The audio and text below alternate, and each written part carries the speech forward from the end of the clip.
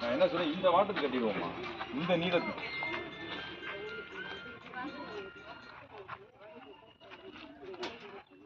சந்திரமன், இது எவ்வளவு தூரம் வரும்? இங்க வழி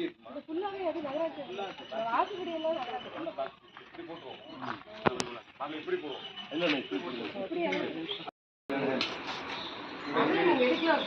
செவ்வறு வரைக்குமே நான் என்ன சொல்றேன், 20 அடியே வச்சுக்கணும். 20 அகலமா இருக்கும்.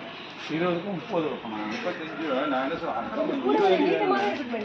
20 அடி முக்கியமா வேணும். அப்படின்னா 20 அடி